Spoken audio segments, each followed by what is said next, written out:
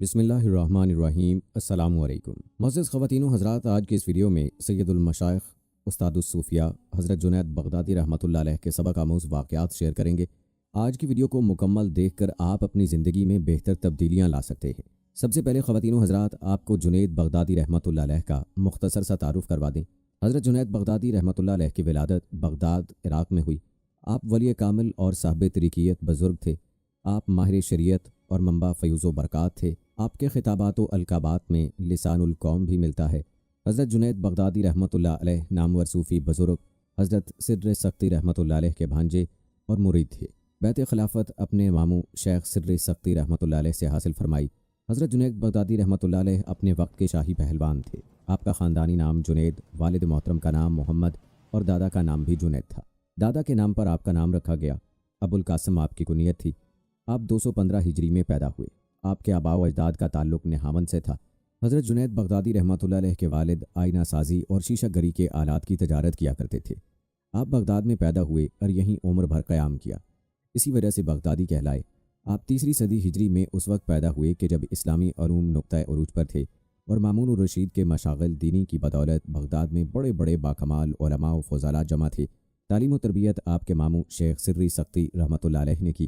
شیخ سری سختی رحمۃ اللہ علیہ چاہتے تھے کہ آپ فکر و سلوک کی منازل طے کرنے کے ساتھ ایک زبردست عالم دین اور فقیہ بھی بنے۔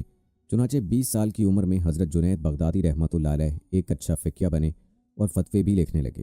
علوم دین میں تکمیل پانے کے بعد آپ نے زہد و عبادت میں رغبت حاصل کی۔ اس کے ساتھ دنیا کے کاروبار میں مصروف رہے۔ شیشے کا کاروبار آپ نے ورثے میں پایا تھا، یہی کاروبار شروع کیا۔ آپ ریاضت و مجاہدے کرتے اور دنیا کے کاموں میں بھی مصروف رہتے۔ ان تمام حدود و شریعت کو سامنے رکھ کر فرمایا کرتے کہ تصوف قرآن و سنت کا ترجمان ہے۔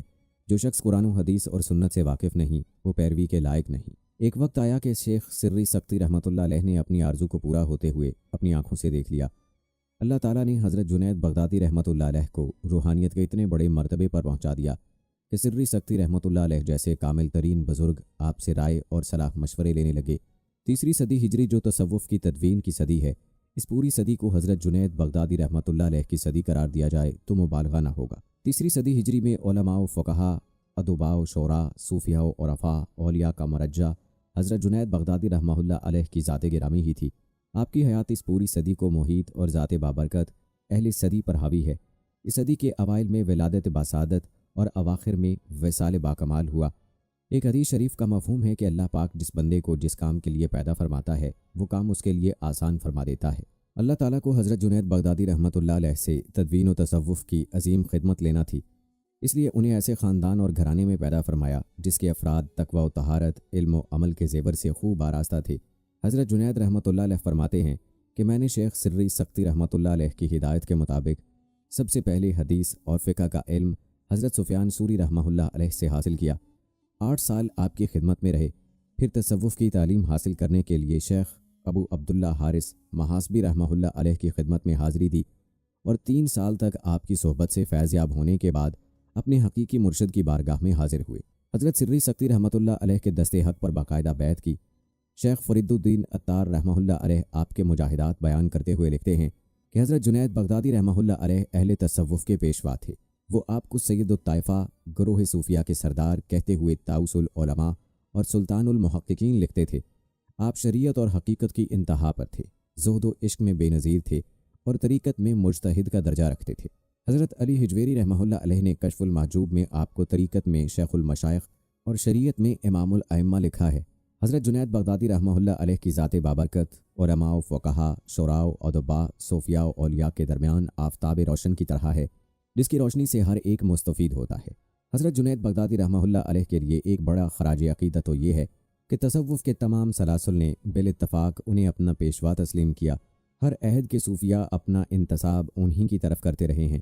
شاہ ولی اللہ محدث دہلوی رحمہ اللہ علیہ نے لکھا ہے کہ تصوف کے سلاسل اپنے اوراد میں باہم مختلف ہیں، لیکن اپنے نسب میں سب حضرت جنید رحمہ اللہ علیہ پر متفق ہیں۔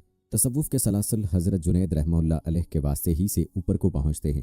حضرت سید علی حجویری داتا گنج بخش رحمہ اللہ علیہ نے جن 10 سلسلوں کو حق پر قائم قرار دیا ہے، ان میں سے ایک سلسلہ جنیدیہ جس کے مؤسس حضرت جنید رحمہ اللہ علیہ ہی ہیں، اور باقی 9 سلسلوں میں سے 5 ایسے ہیں جن کے بانیوں کا حضرت جنید رحمہ اللہ علیہ سے گہرا قریبی اور روحانی تعلق ہے۔ حضرت جنید بغدادی رحمہ اللہ علیہ ایک مٹمع محفل میں بیٹھے ہوئے تھے تو کسی مرید نے دریافت کیا کہ انسان خود میں کیا اوصاف پیدا کرے کہ اسے اللہ کی بارگاہ میں قرب حاصل ہو جائے۔ آپ نے فرمایا 8 اوصاف رکھنے والا اللہ کی بارگاہ میں قرب حاصل کر سکتا ہے: سخاوت، رضا، صبر، خاموشی، غربت، سیاحت، گدڑی اور فقر۔ یہ 8 اوصاف 8 برگزیدہ انبیاء میں سے ہیں۔ سخاوت حضرت ابراہیم علیہ السلام سے کہ آپ نے اپنے فرزند حضرت اسماعیل علیہ السلام کو اللہ کی راہ میں قربان کرنے کے لیے پیش کیا۔ صبر حضرت ایوب علیہ السلام کی طرف سے کہ آپ نے انتہائی مصائب پر صبر فرمایا اور اللہ کی جانب سے آزمائش پر ثابت قدم رہے۔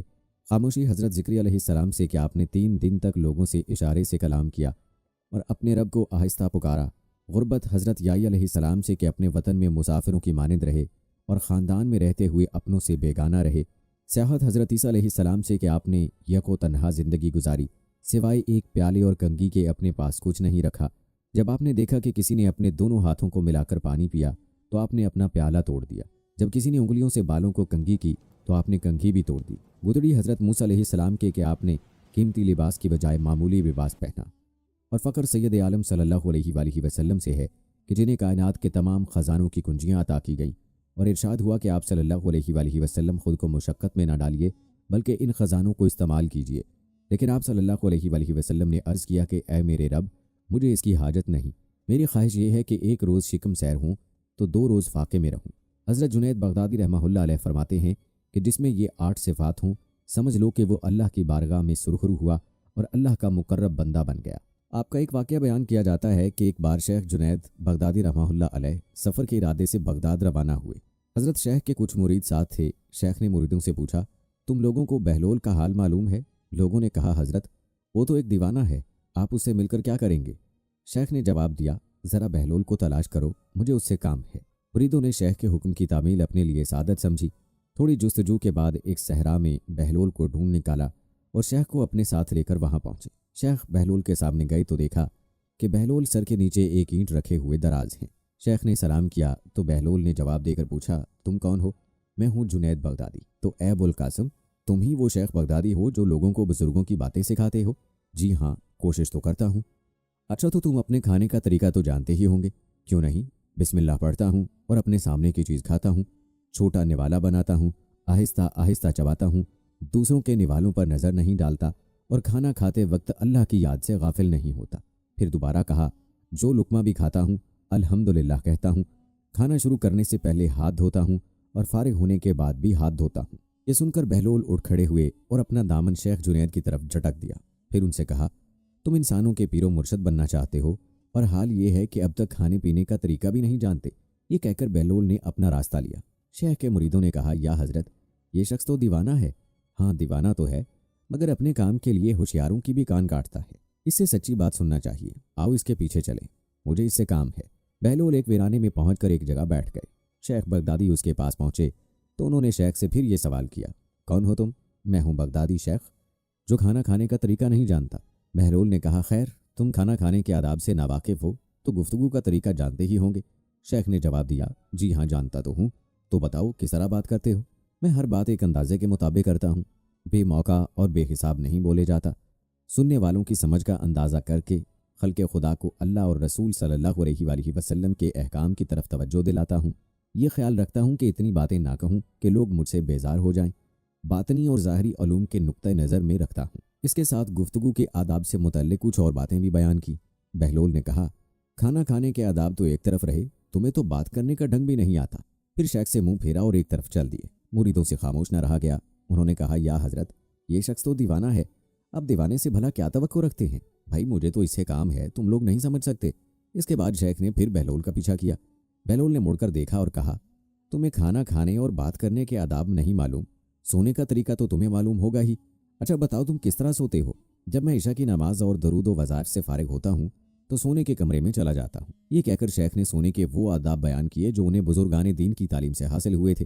بہلول نے کہا، معلوم ہوا کہ تم سونے کے آداب بھی نہیں جانتے۔ یہ کہہ کر بہلول نے جانا چاہا تو حضرت جنید بغدادی نے ان کا دامن پکڑ لیا اور کہا، اے حضرت، میں نہیں جانتا، اللہ کے واسطے تم مجھے سکھا دو۔ کچھ دیر بہلول نے کہا، میاں یہ جتنی باتیں تم نے کہیں سب بعد کی چیزیں ہیں، اصل بات مجھ سے سنو۔ کھانے کا اصل طریقہ یہ ہے کہ سب سے پہلے حلال کی روزی ہونی چاہیے۔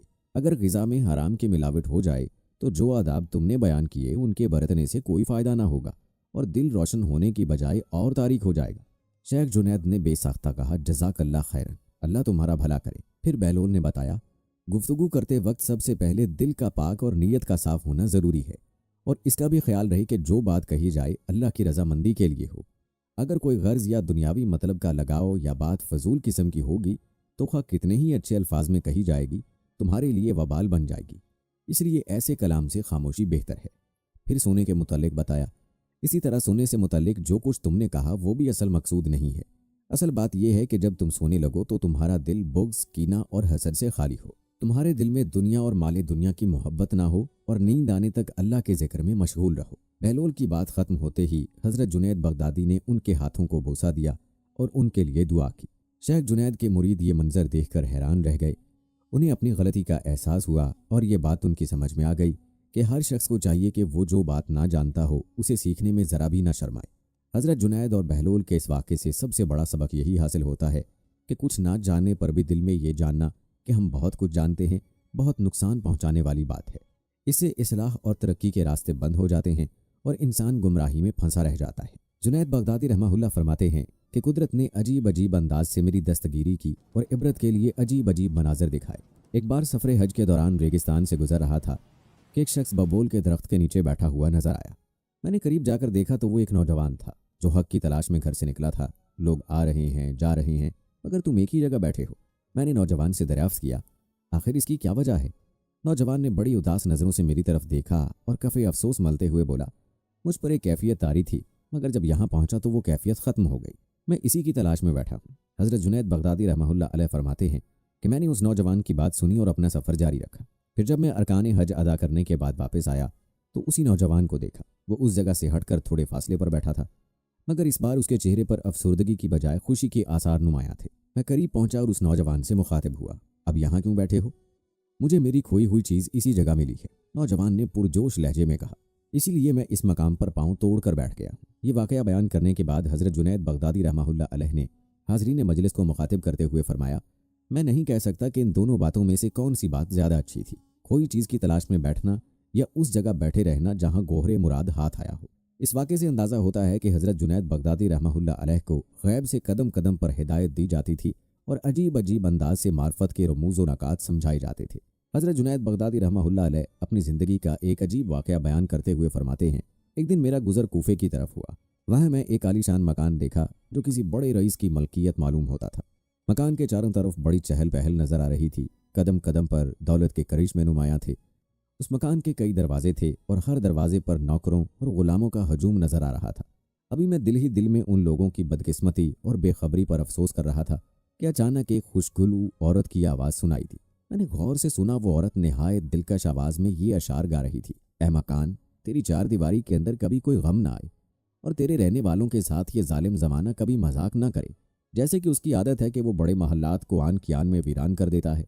जब कोई मेहमान बेघर हो तो ऐसे मेहमान के लिए तो कैसा अच्छा घर है। हज़रत जुनैद बगदादी रहमहुल्लाह अलैह ने औरत के अशार सुने तो ये फरमाते हुए आगे तशरीफ़ ले गए, उन लोगों की हालत बहुत नाजुक और संगीन है कि दुनिया और इसकी रंगीनियों में मुकम्मल तौर पर गर्क हो चुके हैं। फिर एक मुद्दत के बाद इत्तफाक से हज़रत जुनैद बगदादी रहमहुल्लाह अलैह का गुज़र उसी महल नुमा मकान की तरफ से हुआ। आपने हैरान होकर उस इशरत कदे पर नज़र डाली। कोई नौकर और ग़ुलाम वहाँ मौजूद नहीं था। दरो दीवार इंतहाई खस्ता हो चुके थे और जगह जगह से ईंटें गिर रही थीं। रेशमी पर्दे धज्जियों में तब्दील होकर पैबंदे खाक हो चुके थे। दरवाजे तबाह हो गए थे। अब ना साहिब जादाद था ना दरबान। फानूसों और कुमकुमों की जगह चमगादड़ों ने अपने मस्कन बना लिए थे। जिन कमरों में शहर के बड़े बड़े उमरा जमा होकर दादो ऐश दिया करते थे, अब वहाँ आवारा कुत्तों ने डेरे डाल दिए थे। हर तरफ ज़िल्लत व नहूसत बरस रही थी और हातफ़ गैब ये अशार पड़ रहा था। उसकी सारी खूबियाँ जाती रहीं और रंजो अलम नुमायाँ हो गए। ज़माने का यही मिजाज है कि वो ऐसे मकान को सही सालम नहीं छोड़ेगा। लिहाजा मकान के अंदर जो उन्स मोहब्बत पाया जाता था उसे वहशत में बदल दिया गया और कैफ़ो सरूर की जगह शोर मातम बरपा हो गया। एक मरतबा नहायत पुरसोज लहजे में फरमाया, जो आँख हक ताला की सिफ्त को इबरत से ना देखे उसका अंधा होना ही बेहतर है, और जो ज़ुबान हक ताला का जिक्र ना करे उसका कुव्वत गोयाई से महरूम होना ही अच्छा है, और वो कान जो हक ताला का कलाम सुनने के मुंतज़िर ना हो उनका बहरा हो जाना ही मुनासिब है, और जो जिस्म उसकी खिदमत ना करे उसका मुर्दा होना ही बेहतर है। अभी आप रहमहुल्लाह अलैह का आवाज़ जारी था कि एक सैयद साहब हाज़िर खिदमत हुए। ایران کے رہنے والے تھے اور ناصری کے نام سے مشہور تھے۔ سید صاحب حج کے لیے جا رہے تھے۔ گھر سے رخصت ہوتے وقت انہوں نے نیت کی تھی کہ بغداد پہنچ کر سب سے پہلے حضرت شیخ جنید رحمہ اللہ علیہ کے دیدار کی سعادت حاصل کروں گا۔ اپنی اسی نیت کی تکمیل کے لیے سید صاحب حضرت شیخ رحمہ اللہ علیہ کی خانقاہ میں حاضر ہوئے تھے۔ سید صاحب کو دیکھ کر حضرت جنید رحمہ اللہ علیہ نے پوچھا، کہاں کے رہنے والے ہو؟ سید ناصری نے عرض کیا، گیلان کا رہنے والا ہوں، مگر شیخ کے دیدار کی حسرت رکھتا ہوں۔ حضرت جنید بغدادی رحمہ اللہ علیہ نے مسکراتے ہوئے فرمایا، چلیں، آپ کی یہ خواہش تو پوری ہو گئی، مگر یہ تو بتائیں کہ میرے محترم مہمان کا کس خاندان سے تعلق ہے؟ سید ناصری نے عرض کیا، میں حضرت علی رضی اللہ تعالیٰ عنہ کے فرزندوں کی اولاد سے ہوں۔ حضرت جنید بغدادی رحمہ اللہ علیہ نے فرمایا، سید صاحب، آپ کو معلوم ہے کہ آپ کے دادا محترم بیک وقت 2 تلواریں چلایا کرتے تھے؟ سید ناصری نے حیرت سے حضرت جنید بغدادی رحمہ اللہ علیہ کی طرف دیکھا۔ سید صاحب آپ رحمہ اللہ علیہ کی بات کا مفہوم سمجھنے سے قاصر تھے۔ حضرت جنید بغدادی رحمہ اللہ علیہ نے اپنے مہمان کو حیران پا کر فرمایا، امیر المومنین حضرت علی رضی اللہ تعالیٰ عنہ ایک تلوار گردن کفار پر چلاتے تھے اور دوسری اپنے نفس پر۔ سید صاحب، آپ کون سی تلوار چلاتے ہیں؟ سید ناصری اس کلام کے متحمل نہ ہو سکے اور فرش پر گر کر تڑپنے لگے۔ شیخ، میں خدا کے سامنے کیا منہ لے کر جاؤں گا؟ پہلے مجھے اس قابل تو بنا دیجئے کہ اپنے رب کے سامنے حاضر ہو سکوں۔ سید ناصری زاروں کے تار رو رہے تھے اور تڑپ رہے تھے۔ شیخ، خدا کی طرف میری رہنمائی فرمائیے۔ حضرت جنید بغدادی رحمۃ اللہ علیہ نے فرمایا، تمہارا سینہ حق تعالیٰ کا خاص حرم ہے، جہاں تک ہو سکے اس میں کسی نامحرم کو جگہ نہ دو۔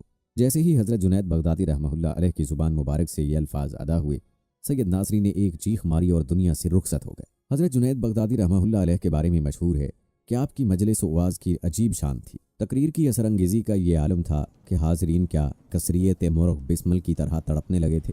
بعض سامعین پر اس قدر وجع طاری ہوتا کہ اپنی جانوں سے گزر جاتے، اور جو ہوش میں رہتے تھے ان کی آنکھوں سے آنسوؤں کے آبشار جاری ہو جاتے تھے۔ شکستہ دلوں، خستہ دلوں، محتاجوں، مسکینوں اور ضرورت مندوں پر حضرت جنید بغدادی رحمہ اللہ علیہ کا آستانہ کرم ہر وقت کھلا رہتا تھا۔ اس کے برعکس آپ رحمہ اللہ علیہ کی ذاتی محفلوں کا یہ حال تھا کہ وہاں اہل ذوق کے سوا کسی کا گزر ممکن نہیں تھا۔ ایک دن آپ رحمہ اللہ علیہ کے کسی ہم مذاق دوست نے دعوت کی۔ حضرت جنید بغدادی رحمہ اللہ علیہ خوشی خوشی تشریف لے گئے۔ ابھی کھانا شروع نہیں ہوا تھا کہ ایک شخص مکان میں داخل ہوا۔ حضرت جنید بغدادی رحمہ اللہ علیہ اس شخص سے واقف تھے۔ وہ ایک کم علم اور بے ذوق انسان تھا۔ محفل میں آنے والا شخص ابھی بیٹھا بھی نہیں تھا کہ حضرت جنید بغدادی رحمہ اللہ علیہ نے اسے اشارے سے اپنے پاس بلایا اور اپنی چادر اتار کر دیتے ہوئے فرمایا، اسے لے جا کر رہن رکھ دو اور جتنی رقم ملے اس کی شکر لے آؤ۔ پھر جیسے ہی وہ شخص چادر لے کر گھر سے باہر نکلا، حضرت جنید بغدادی رحمہ اللہ علیہ اپنی جگہ سے اٹھے اور دروازہ بند کر دیا۔ تمام دوست بڑی حیرت سے آپ رحمہ اللہ علیہ کے اس عمل کو دیکھ رہے تھے۔ دروازہ بند کرنے کے بعد حضرت جنید بغدادی رحمہ اللہ علیہ نے آواز بلند اس شخص کو مخاطب کرتے ہوئے فرمایا، سنو میرے عزیز، یہ چادر میں نے تمہیں دے دی، مگر خدا کے لیے آج کی رات ادھر کا رخ نہ کرنا۔ احباب نے حیران ہو کر اس کا سبب پوچھا تو حضرت جنید بغدادی رحمہ اللہ علیہ نے فرمایا، ایک بے خبر اور بے ذوق انسان ہماری مجلس میں چلا آیا تھا۔ میں نے اپنی چادر دے کر اس سے فراغت حاصل کر لی اور آج رات کی صحبت کو غیروں سے بچا لیا۔ یہ واقعہ حضرت جنید بغدادی رحمہ اللہ علیہ کی نفاست اور اعلیٰ ذوق کی عکاسی کرتا ہے، ورنہ آپ رحمہ اللہ علیہ کی تواضع اور انکسار کا تو یہ عالم تھا کہ آپ رحمہ اللہ علیہ کے شاگرد حضرت شیخ ابو محمد جریری رحمہ اللہ علیہ حج کو تشریف لے گئے۔ پھر جب آپ رحمہ اللہ علیہ حج ادا کرنے کے بعد واپس لوٹے اور بغداد کی حدود میں داخل ہوئے تو اہل خانہ کے ساتھ عزیزوں اور دوستوں کو اپنا منتظر پایا۔ تمام لوگوں نے حضرت شیخ ابو محمد جریری رحمہ اللہ علیہ کا والہانہ استقبال کیا اور گھر چلنے کے لیے کہا۔ جواب میں حضرت شیخ ابو محمد نے فرمایا، جب تک میں ایک شخص کی زیارت نہ کر لوں اس وقت تک میں گھر نہ جاؤں گا اور نہ کوئی دوسرا کام کروں گا۔ دوستوں اور رشتہ داروں نے پوچھا، ابو محمد، وہ شخص کون ہے؟ حضرت شیخ ابو محمد جریری رحمہ اللہ نے حیرت کا اظہار کرتے ہوئے فرمایا، کیا تم اس شخص کو نہیں جانتے؟ وہ مرد بزرگ میرے استاد گرامی کے علاوہ اور کون ہو سکتا ہے؟ اہل خانہ اور احباب نے گھر چلنے کے لیے بہت زور دیا، مگر شیخ ابو محمد نے ان کی ایک نہ مانی اور طویل سفر کی تھکن کے باوجود حضرت شیخ کی خدمت میں حاضر ہو گئے۔ حضرت جنید بغدادی اپنے شاگرد کو دیکھ کر بہت خوش ہوئے اور دعاؤں سے سرفراز فرمایا۔ دوسرے دن شیخ ابو محمد جریری کے مکان پر دستک دی۔ آپ رحمہ اللہ علیہ باہر نکلے تو دیکھا کہ حضرت جنید بغدادی رحمہ اللہ علیہ دروازے پر جلوہ افروز ہیں۔ شیخ ابو محمد حیرت سے استاد گرامی کی طرف دیکھا اور نہایت ادب کے ساتھ عرض کیا، سیدی، آپ نے کیوں زحمت کی؟ میں اس لیے تو پہلے خود حاضر ہو گیا تھا کہ آپ زحمت سے بچ جائیں۔ جواب میں حضرت جنید بغدادی رحمہ اللہ علیہ نے فرمایا، ابو محمد، میرے گھر آنے میں سبقت کرنا تمہارا فعل تھا، اسے تمہاری شرافت نفس کا اظہار ہوتا ہے، مگر میرا آنا اپنی جگہ ہے۔ تمہارے حسن اخلاق کا حق ادا کرنا مجھ پر واجب ہے۔ اگر تم پہلے چلے آئے تو اس کا یہ مطلب ہرگز نہیں کہ تمہارا حق مجھ پر سے ساقط ہو گیا۔ اس واقعے سے اندازہ کیا جا سکتا ہے کہ حضرت جنید بغدادی رحمۃ اللہ علیہ تواضع اور انکسار کے کس درجے پر فائز تھے۔ ناظرین، حضرت جنید بغدادی کی حیات میں پیش آنے والا ہر واقعہ درس عبرت تھا۔ ایک بار حضرت جنید بغدادی رحمۃ اللہ علیہ مسجد شنیزیہ میں تشریف فرما تھے اور کسی جنازے کے منتظر تھے۔ اسی دوران مسجد میں ایک فقیر داخل ہوا اور اس نے لوگوں سے مانگنا شروع کر دیا۔ فقیر کا یہ رنگ دیکھ کر حضرت جنید بغدادی نے دل میں سوچا، کاش یہ شخص کسی ایک کے سامنے اپنی حاجت بیان کرتا اور اس طرح تمام لوگوں کے آگے ہاتھ نہ پھیلاتا۔ ابھی آپ یہ سوچ ہی رہے تھے کہ میدان میں ایک جنازہ لایا گیا۔ حضرت جنید بغدادی نے نماز جنازہ ادا کی اور گھر تشریف لے آئے۔ پھر جب آپ رات کو سوئے تو ایک عجیب منظر دیکھا۔ حضرت جنید بغدادی ایک کمرے میں تشریف فرما ہیں، اچانک ایک گوشے سے کچھ لوگ برآمد ہوئے۔ وہ ایک لاش کو اٹھائے ہوئے تھے۔ پھر وہ لاش حضرت جنید بغدادی کے سامنے رکھی گئی۔ آپ بڑی حیرت اور خاموشی سے اجنبی انسانوں کا یہ عمل دیکھ رہے تھے۔ جنید، اس کا گوشت کھاؤ۔ اجنبی لوگوں نے آپ کو مخاطب کرتے ہوئے کہا، میں مردہ خور نہیں ہوں، پھر اس مردے کا گوشت کس طرح کھاؤں؟ حضرت بغدادی نے ناخوشگوار لہجے میں کہا، کل جس طرح مسجد میں بیٹھ کر کھایا تھا اسی طرح کھاؤ۔ یہ کہہ کر وہ اجنبی لوگ چلے گئے، مگر لاش رکھی رہی۔ حضرت جنید بغدادی فوراً سمجھ گئے کہ انہیں اس طرح تنبیہ کی جا رہی ہے۔ آپ نے غور سے لاش کی طرف دیکھا۔ یہ اسی فقیر کی لاش تھی جو مسجد میں بھیک مانگ رہا تھا، اور جسے دیکھ کر حضرت جنید بغدادی رحمہ اللہ علیہ نے دل میں سوچا تھا کہ کاش یہ شخص کسی ایک کے سامنے اپنا دست طلب دراز کرتا۔ یہ ایک قسم کی غیبت تھی، اور غیبت کے بارے میں حق تعالیٰ کا ارشاد ہے کہ جس نے کسی انسان کی غیبت کی گویا اس نے اپنے مردہ بھائی کا گوشت کھایا۔ اجنبی لوگوں نے اسی طرح اشارہ کیا تھا۔ حضرت جنید بغدادی نے خود کلامی کے انداز میں کہا، یہ تو غیبت کی سزا ہے۔ بے شک اس فقیر کی طرف سے میرا دل میں برا خیال گزرا تھا، مگر میرے دل کی بات زبان پر نہیں آئی تھی۔ فوراً ہی ایک صدائے غیب سنائی دی، جنید، تم جس مرتبے کے انسان ہو، اس کے دل میں اس قسم کا خیال گزرنا بھی ویسا ہی گناہ ہے جیسا کہ کسی دوسرے انسان سے عملی طور پر سرزد ہو۔ یہ سن کر حضرت جنید بغدادی رحمۃ اللہ علیہ پر رکت طاری ہو گئی اور آپ نے نہایت عاجزی کے ساتھ توبہ کی، خدایا، میں نے اپنے نفس پر بڑا ظلم کیا ہے۔ اگر تو نے مجھے معاف نہیں فرمایا اور میرے حال پر رحم نہیں کیا تو میں خسارہ پانے والوں میں شامل ہو جاؤں گا۔ جیسے ہی حضرت جنید بغدادی رحمۃ اللہ علیہ کی زبان سے یہ الفاظ ادا ہوئے، وہ لاش غائب ہو گئی۔ ناظرین کرام، حضرت جنید بغدادی رحمۃ اللہ علیہ کا نام کون نہیں جانتا؟ آپ کا واقعہ ہے کہ ایک مرتبہ دل میں خیال کیا کہ اگر شیطان سے ملاقات ہو جائے تو ایک سوال کروں گا۔ انہوں نے ایک دن اللہ سے دعا بھی کر دی کہ اے اللہ، کبھی شیطان سے ملاقات کرا دے تاکہ اس سے سوال کر لوں۔ ایک دن نماز پڑھ کر مسجد کے باہر نکلے تو ایک بوڑھا آدمی جھک کر سلام کرنے لگا۔ حضرت جنید رحمۃ اللہ علیہ نے اس کو دیکھ کر کہا، کون ہو تم؟ کہنے لگا کہ میں وہی ہوں جس سے ملنے کی آپ کو آرزو اور تمنا تھی۔ حضرت سمجھ گئے کہ یہ اصل میں شیطان ہے۔ شیطان نے کہا کہ آپ مجھ سے کیوں ملنا چاہتے تھے؟ حضرت جنید رحمۃ اللہ علیہ نے کہا کہ میرے ذہن میں تیرے متعلق ایک سوال ہے۔ سوال یہ ہے کہ جب اللہ تعالیٰ نے تجھے حضرت آدم علیہ السلام کو سجدہ کرنے کا حکم دیا تو میری سمجھ میں نہیں آتا کہ آخر تجھے کس چیز نے اللہ کے حکم کی تعمیل سے منع کیا؟ کیوں تو نے سجدہ نہیں کیا؟ کیا اللہ کی عظمت کو نہیں جانتا تھا؟ ارے تجھے اللہ کی معرفت حاصل تھی، اللہ تعالیٰ کی عظمتوں اور جلالتوں سے تو واقف تھا۔ اس قدر اللہ کی قربت رکھنے کے باوجود جب اللہ نے تجھے حکم دیا کہ آدم کو سجدہ کر تو تو نے آخر کیوں سجدہ نہیں کیا؟ اس پر شیطان کا جواب کیا تھا وہ سننے کے قابل ہے۔ اس کے جواب نے کچھ دیر کے لیے حضرت جنید رحمۃ اللہ علیہ کے ہوش اڑا دیے۔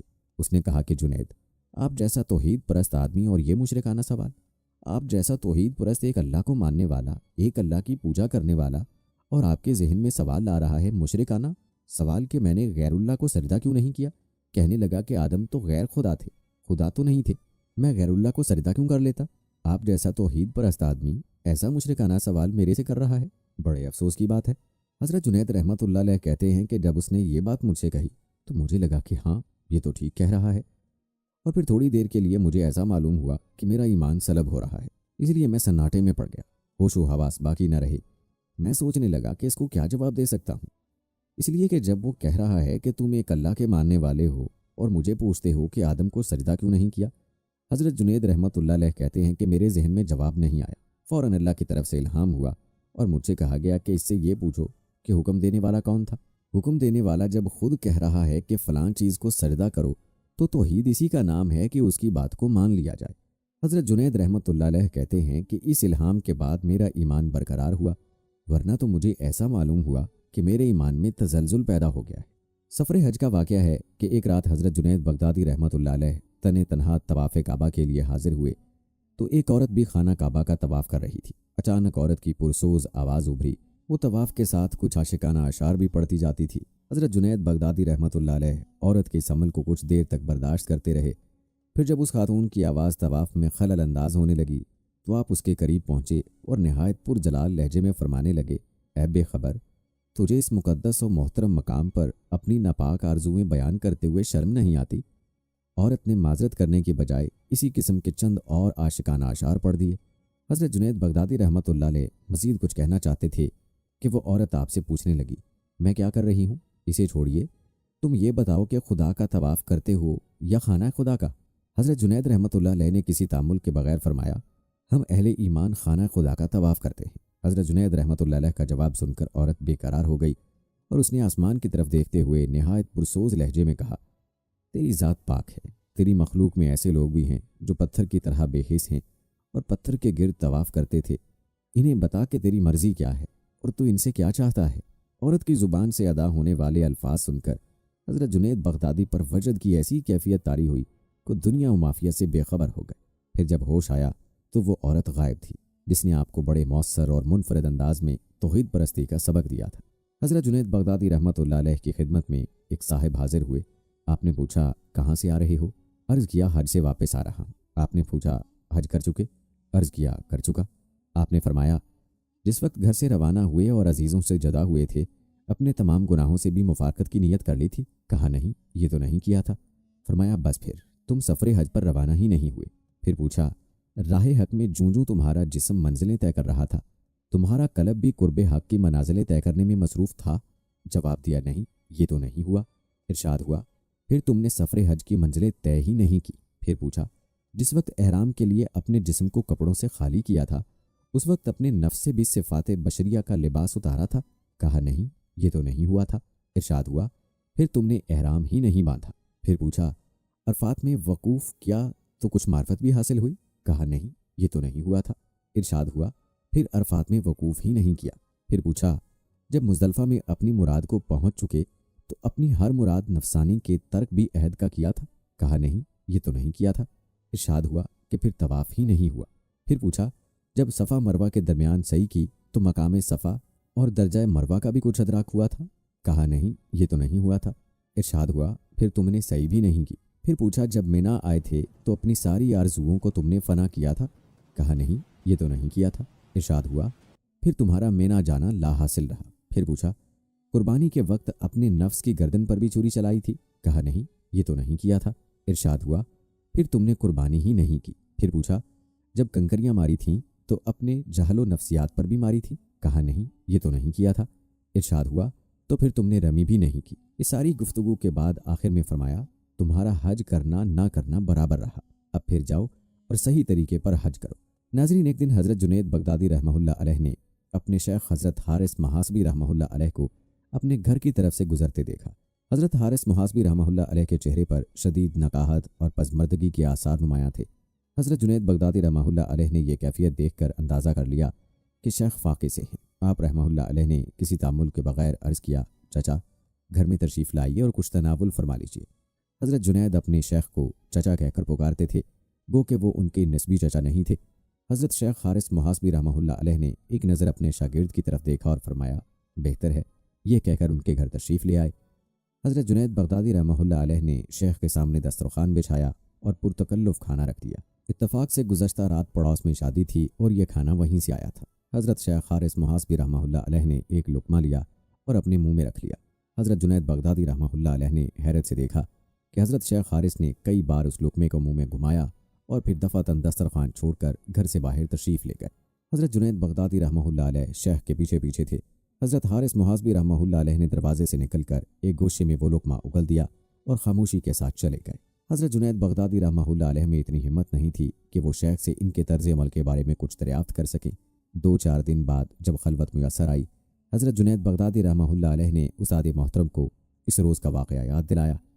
हज़रत शेख हारिस महासबी रहमतुल्लाह अलैह ने जवाब में फ़रमाया, उस दिन मैं फ़ाक़े से था। मैंने चाहा कि कुछ खाकर तुम्हारा दिल खुश कर दूँ, मगर खुदा ने मुझ पर एक ख़ास करम फरमाया है कि अगर ग़िज़ा के किसी लुक़मे में किसी किस्म का शुबा हो तो वो मेरे हलक से नहीं उतरता। यही वजह थी कि मैं तुम्हारा दिया हुआ खाना नहीं खा सका। इसके बाद हज़रत शेख हारिस महासबी रहमतुल्लाह अलैह ने अपने शागिर्द से पूछा, वो खाना कहाँ से आया था? हज़रत जुनैद बगदादी रहमतुल्लाह अलैह ने शर्मसार अंदाज में अर्ज़ किया, दरअसल वो खाना पड़ोसी ने भेजा था। हज़रत शेख हारिस रहमतुल्लाह अलैह ने फरमाया, मुझे उसी वक्त ख्याल आया था कि यह खाना तुम्हारे घर का नहीं हो सकता।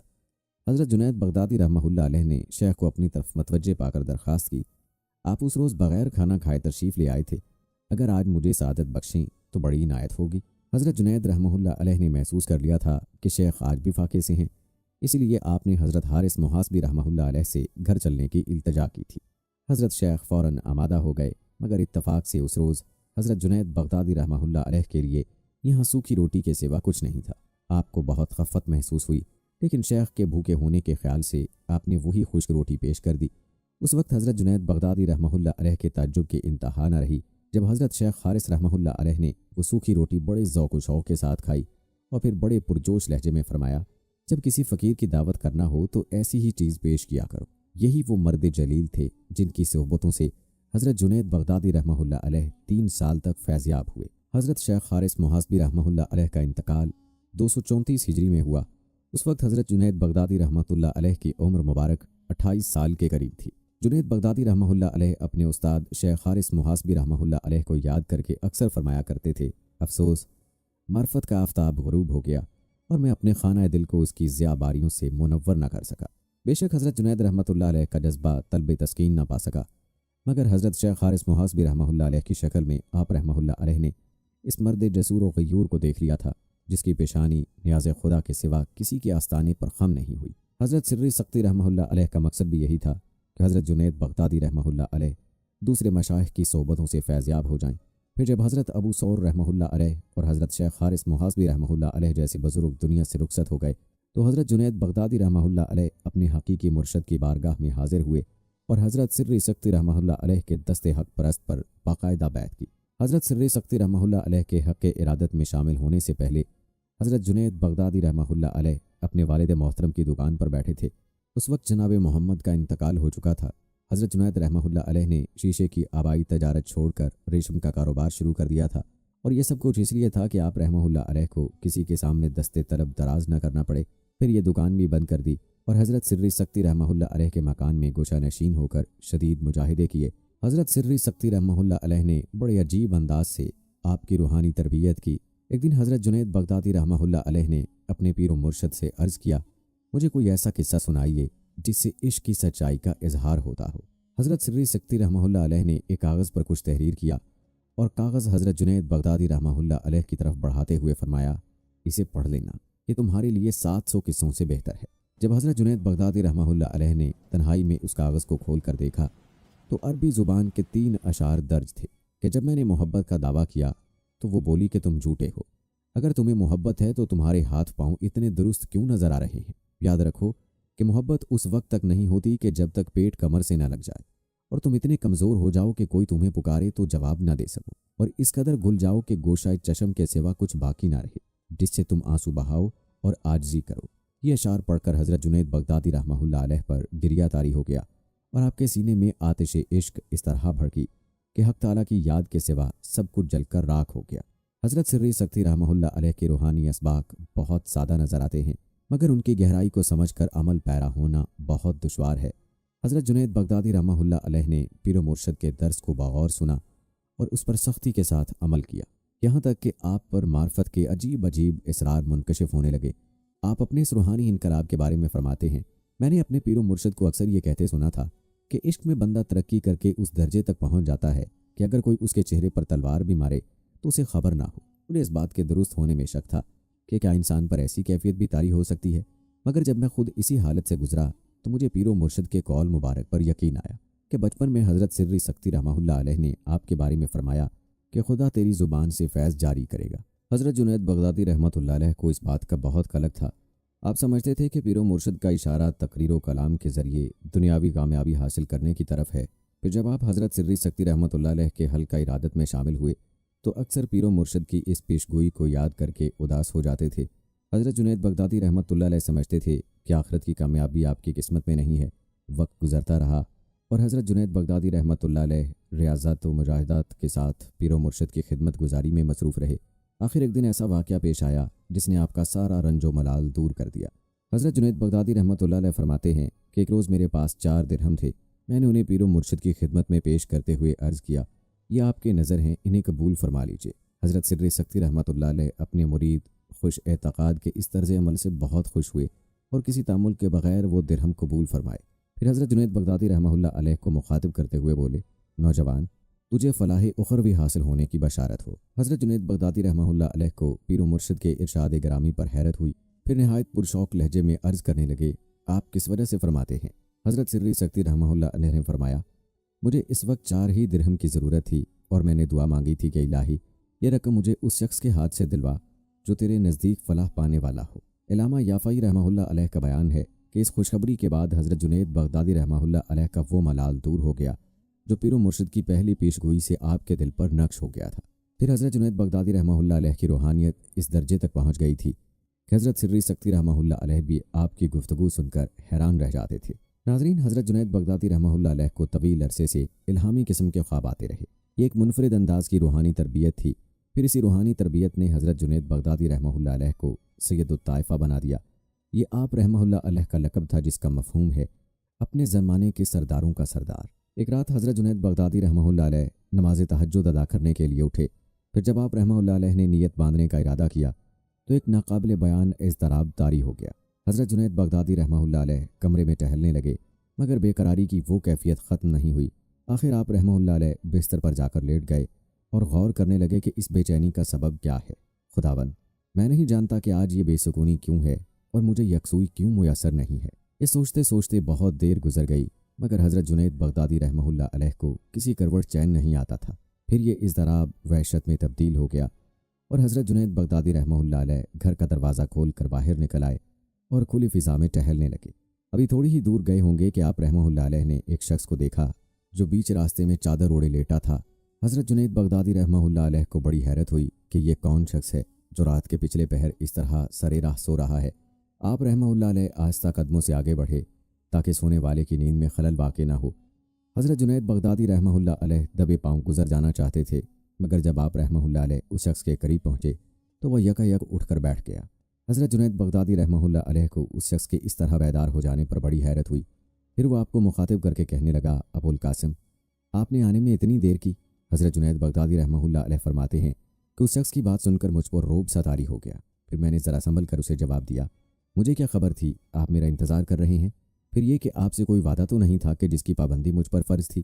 اس شخص نے کہا، ابو القاسم، آپ سچ فرماتے ہیں مگر میں نے خداوند ذوالجلال سے جو دلوں کو حرکت دیتا ہے اور مقلب القلوب ہے یہ دعا کی تھی کہ آپ کے دل کو حرکت دے کر میری جانب مائل کر دے۔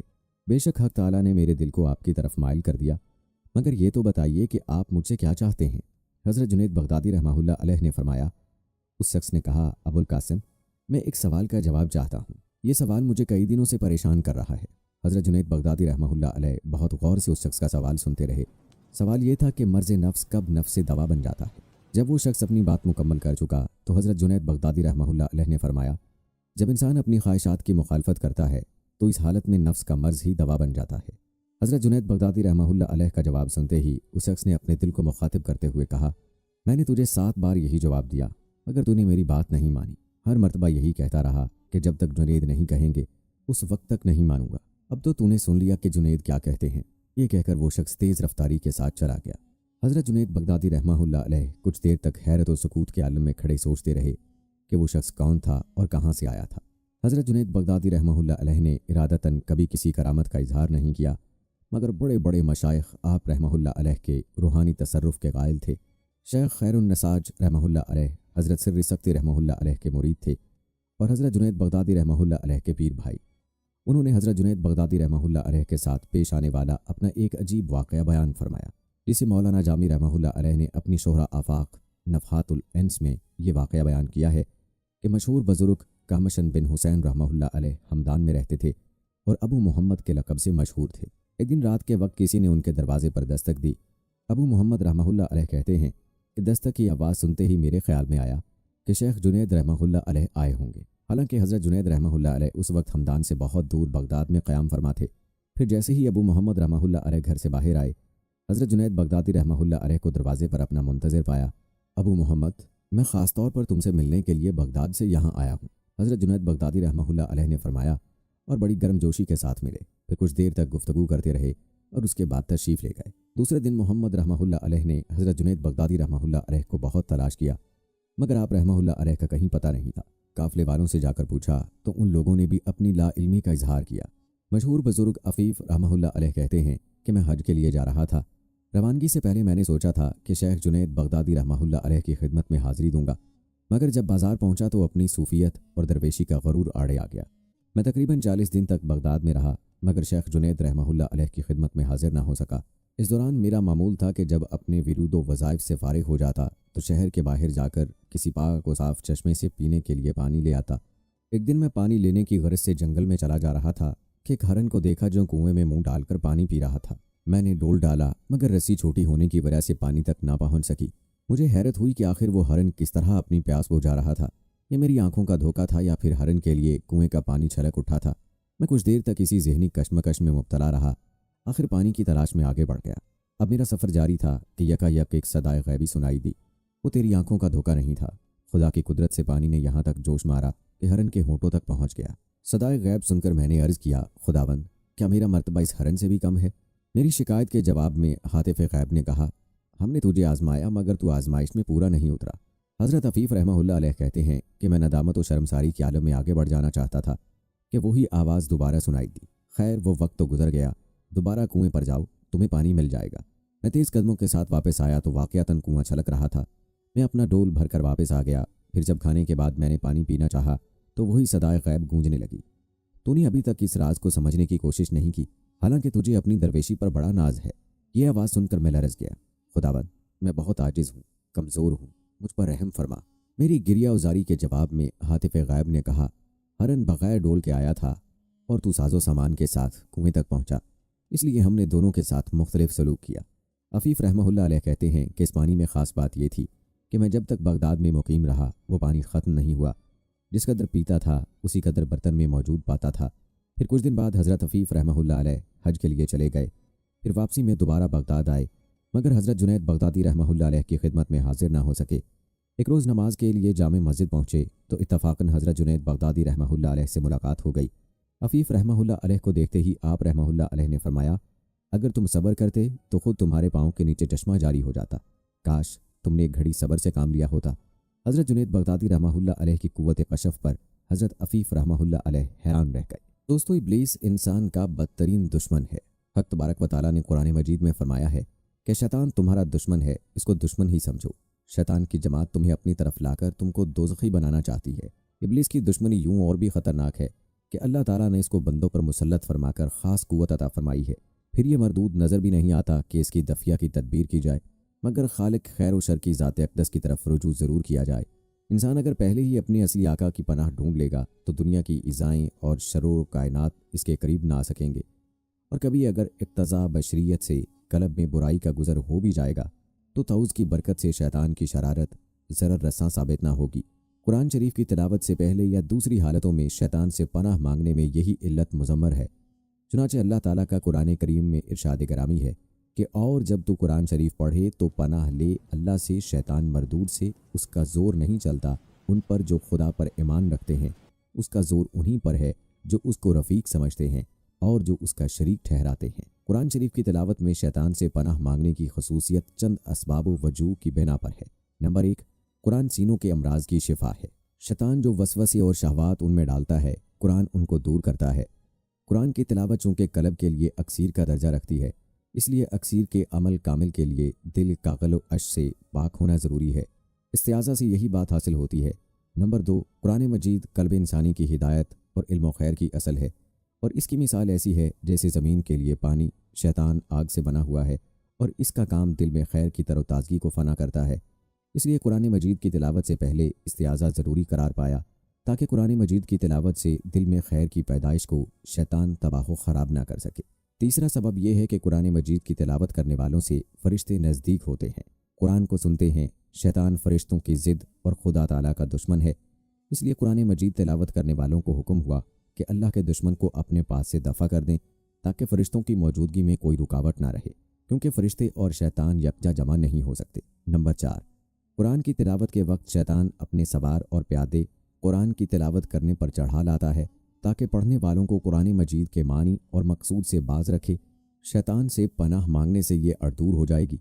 नंबर 5, कि कारी असनाए तिलावत में खुदा से राज़ो न्याज की बातें करता है। اللہ ताला को कारी की खुश आवाज़ी पसंद है। शैतान शेर और राग से खुश रहता है, इसलिए कारी को हुक्म हुआ कि मनाजात के वक्त और खुदा से हम कलाम होने के वक्त शैतान को दूर कर दिया जाए। कुरान मजीद तिलावत करते वक्त शैतान दखल अंदाज होकर कारी को गलती में मुब्तला कर देता है, परेशान करता है, मुहिम को प्रागंदा करता है। इस्तेआज़ा से ये खराबी दूर हो जाएगी। इंसान जिस वक्त खैर का इरादा करता है या उसमें दाखिल होता है तो शैतान उस पर हसद करता है और कोशिश में रहता है कि किसी तरह इंसान को बाज रखे। शैतान हर वक्त ताक में लगा रहता है, ख़ासकर कुरान मजीद के वक्त। तो उस राहज़न को राह से दूर करने के लिए इस्तेआज़ा का हुक्म हुआ। इस्तेआज़ा कुरान मजीद का मुकद्दमा है। जब कोई शख्स आउज़ु बिल्लाह पढ़ता है तो सुनने वाला समझ जाता है कि इसके बाद कुरान मजीद पढ़ेगा। वो कुरान सुनने के लिए मुस्तैद हो जाता है। अल्लाह ताला ने फरमाया, तहकीक जो लोग खुदा से डरते हैं, जब शैतान उनको मस करता है तो वो खुदा को याद करते हैं तो साहिब बसारत बन जाते हैं। इस आयत से ये बात मालूम होती है कि शैतान का दफ़्या ज़िक्र इलाही से हो जाता है। हज़ूर सल्लल्लाहु अलैहि वसल्लम ने हज़रत अबू हुरैरा रज़ियल्लाहु ताला अन्हु से फरमाया था कि रात को बिस्तर पर लेटते वक्त आयतुल कुर्सी पढ़ लिया करो, शैतान तुम्हारे करीब फटक ना सकेगा। खुदा ताला की तरफ से एक मुहाफ़िज़ फ़रिश्ता मुकर्रर कर दिया जाएगा। हज़रत अब्दुल्ला बिन मसूद रज़ियल्लाहु ताला अन्हु फरमाते हैं कि एक शख्स को रास्ते में जिन मिला। उसने कहा कि आओ हमसे कुश्ती लड़ो, अगर तूने मुझे पिछाड़ दिया तो मैं तुझे एक ऐसी बात बता दूंगा जिसके असर से शैतान तेरे करीब ना आ सकेगा। हमारी दोनों की कुश्ती हुई, मैंने उसे पिछाड़ दिया तो इस जिन ने मुझे बताया कि घर में दाखिल होते वक्त आयतुल कुर्सी पढ़ा करो। जब कोई शख्स आयतुल कुर्सी पढ़ता है, शैतान इस तरह भागता है जैसे गधा सर पर दौड़ा जा रहा हो और उसके गूज़ भी निकल रहे हों। हज़रत जुनैद बगदादी रहमतुल्लाह अलैह की खिदमत में किसी ने तोहफे के तौर पर एक परिंदा भेजा, जिसे आपने कबूल फरमा लिया। काफ़ी अरसे तक वो परिंदा आपके पास एक पिंजरे में बंद रहा। एक दिन हज़रत जुनैद बगदादी रहमतुल्लाह अलैह ने पिंजरे की खिड़की खोली और इस परिंदे को आज़ाद कर दिया। लोगों ने जब ये देखा तो हज़रत जुनैद बगदादी रहमतुल्लाह अलैह से दरियाफ्त किया कि जनाब, इतने अरसे तक तो आपने इस परिंदे को पिंजरे के अंदर बंद करके रखा और देखभाल करते रहे, आज अचानक पिंजरा खोलकर इसे आज़ाद क्यों कर दिया? ये सुनकर हज़रत जुनैद बगदादी रहमतुल्लाह अलैह फरमाने लगे कि आज इस परिंदे ने मुझसे कहा, ए जुनैद, तुम तो अपने दोस्त अहबाब की बातों से यूं लुत्फ़ उठाओ और मुझे बेमौनस व गमखार एक पिंजरे में बंद रखो, तो मैंने इसे आज़ाद कर दिया। मगर जब वो परिंदा उड़ा तो उसने कहा, ए जुनैद, परिंदे जब तक ज़िक्र इलाही में मसरूफ़ रहते हैं उस वक्त तक किसी भी जाल में नहीं फंसते, लेकिन जो ही वो ज़िक्र इलाही से गाफिल होते हैं तो वो फ़ौरन कैद में मुब्तला हो जाते हैं। फिर वो परिंदा कहने लगा, मैं तो एक ही मरतबा ज़िक्र इलाही से गाफिल हुआ था कि उसकी सज़ा में बरसों कैद रहा। हाय जुनैद, उन लोगों की कैद का ज़माना कितना तवील हो गया जो मुद्दतों तक ज़िक्र इलाही से गाफिल रहते हैं। ए जुनैद, मैं आपके सामने वादा करता हूँ कि अब कभी ज़िक्र इलाही से गाफिल नहीं होऊंगा। ये कहकर वो परिंदा उड़ गया। इसके बाद भी कभी कभी वो परिंदा हज़रत जुनैद बगदादी रहमतुल्लाह अलैह के पास आता था और आपके दस्तरखान पर बैठकर अपनी चूंट से कुछ खाता था। जब हज़रत जुनैद बगदादी रहमतुल्लाह अलैह का इंतकाल हुआ तो आपके साथ वो परिंदा भी तड़प कर ज़मीन पर गिर पड़ा और मर गया। लोगों ने उस परिंदे को भी आप रहमतुल्लाह अलैह के साथ दफन कर दिया। कुछ दिनों के बाद किसी मुरीद ने हज़रत को ख्वाब में देखा तो आप रहमतुल्लाह अलैह ने फरमाया, अल्लाह रब्बुल इज़्ज़त ने मुझे बख्श दिया और मुझ पर रहम फरमाया और कहा, तूने एक परिंदे पर उसके ज़िक्र इलाही करने की वजह से रहम किया, हम तुझ पर रहम फरमाते हैं। इस वाक़े में उन लोगों के लिए इबरत का सामान मौजूद है जो हर वक्त ज़िक्र इलाही से गाफिल रहकर अपनी ज़ुबानों से लहू व लाभ के कलमात की अदायगी में लगे रहते हैं। नाज़रीन, याद रखें, नबी करीम सल्लल्लाहु अलैहि वसल्लम हदीस कुदसी में अपने रब का ये इरशाद मुबारक नकल फरमाते हैं, मैं बंदे के साथ वैसा ही मामला करता हूँ जैसा वो मेरे साथ गुमान करता है। जब वो मुझे याद करता है तो मैं उसके साथ होता हूँ, अगर वो मुझे अपने दिल में याद करता है तो मैं भी उसको अपने दिल में याद करता हूँ।